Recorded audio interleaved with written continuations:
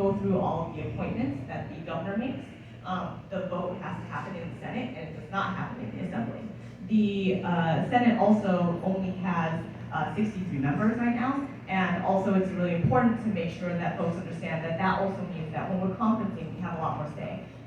One of the things that Amanda and I often talk about when we're stressed out about things is how every single conference that we have in the Assembly, we only get to speak for 3 minutes each because we have so many members to go through and so many folks have to put in their opinion. And I think that it's really important for voices like ours to be amplified and for us to be able to have an ability to be able to have all the things that we want for our communities to be talked about. And it's really important for us to see that difference. So the person who is in the Senate will probably also be able to get a chairmanship. I think that's really important to make sure that we have a lot more women of color in leadership, and we don't have that currently in our state Senate. Amplify Her sees introducing legislation, holding committee hearings, and providing opportunities for community feedback as basic requirements of elected officials. If elected to the state Senate, how will you take your role farther than what is expected? Of course. Amplify Her sees introducing legislation, holding committee hearings, and providing opportunities for community feedback as basic requirements of elected officials. If elected to the state Senate, how will you take your role further than what is expected? Absolutely. So right now, like I just said, with the Assembly position, I am not a chair. And so, as you know, with the Assembly and in the Senate, the chairmanships really matter in the sense of how many pieces of legislation you get through. In fact, legislation that I've written has actually been assigned to other legislators who are chairs. Right? So even though I wrote them, even though I'm the person who has built the coalitions around them, I have given up my own language to make it so that other folks can have that language, because I care more about the issue than I do about getting credit for it, right? So I think that it's really important that we know how some of these bodies work. In the Senate, most of the folks are very much in their own position of power, whether it's a chairmanship for a different committee, and then they can negotiate with the chairs to make sure that they can get their bills through, etc. So there's a different kind of power dynamic within that. And I think that it's really important that we have that, and that say. And I think that for me, I think that I would be able to amplify what I've already been working on, which is really working on economic justice, housing justice, equitable funding for our communities. And I think that it's really important to make sure that we have that voice in the Senate. So I would love to be able to do that, and I would love to have Amplify Her give me the opportunity. Thank you.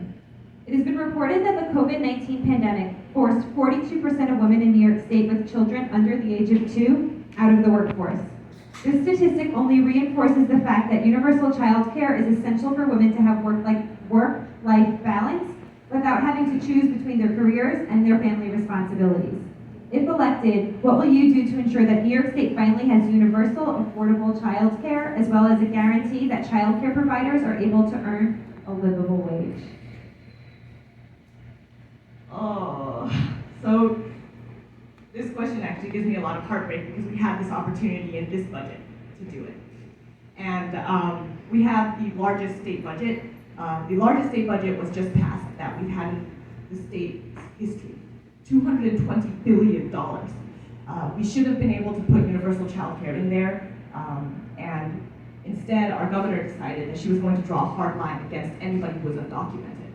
She was going to leave out undocumented children from child care, undocumented workers and undocumented families and undocumented children from health coverage. And she was not going to expand fair pay for home care workers. And she did not include excluded workers in our budget either. And I think that that was drawing a clear, hard line on who she cared about and who she didn't. And I think that right now,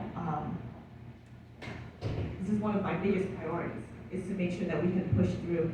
This is why I didn't vote for that budget. I didn't vote for excluding these children.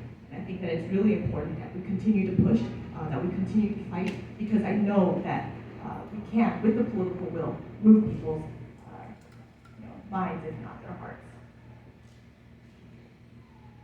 So an audience member from Manhattan asks, are you familiar with the Climate Action Council's draft scoping plan? What are some of the positive and negative aspects of this plan? Well, the biggest negative is that we have not funded a lot of our our climate initiatives. We have to make sure that we are actually funding what we're trying to put together. I would say also our timelines are a little bit skewed since the ICPP just put out the fact that, guess what? In 2025, we have hit the point of no return. And so we actually know that we need to make sure that we are, again, moving forward with so many of the initiatives that we have planned, but without the funding, we can't do it. And so I think that one of the biggest strengths that we have is our young people. Our young people have been driving this movement forward. And you know, I'm very proud to have the support of the young people who wrote some of this plan for us. And I also want to say that, you know, it's important that we don't go backwards in certain things. Right now, I know that some folks probably also know that we just implemented in our budget, which I voted against, a gas tax holiday. I'm very concerned about this because I think that a gas tax holiday goes backwards and it only helps the oil companies, and it actually takes money out of the budget for New Yorkers and the programs that we care about. $500-something million every single year in revenue would be lost to us that actually could be going to, for example, funding and covering all of our kids. Thank you. So this is your last question.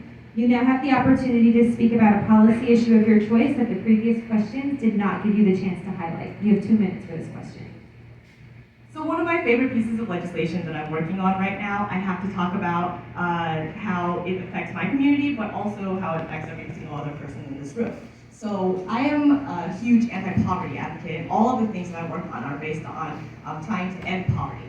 One of the things that happens when we are seeing constituents every single day is seeing how folks are getting preyed on a lot by predatory products. And during this pandemic, we have seen small businesses, consumers constantly preyed on.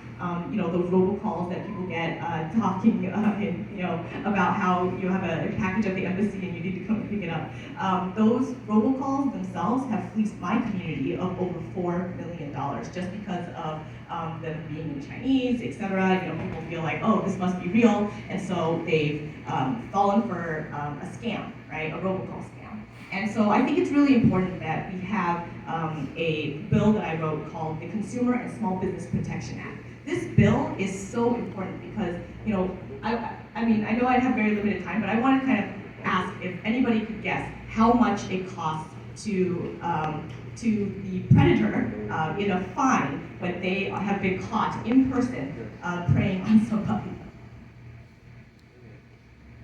Probably people won't guess, but it's about $50.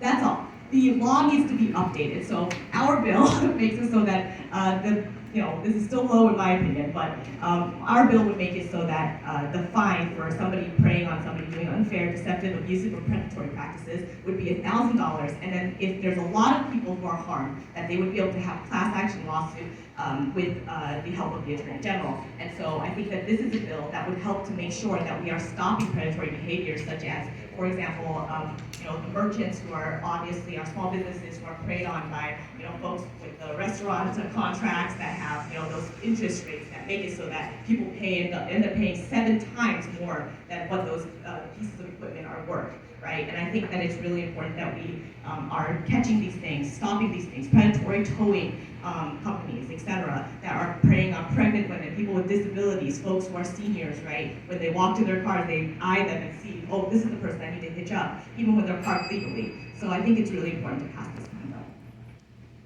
Thank you, Yulene. And our next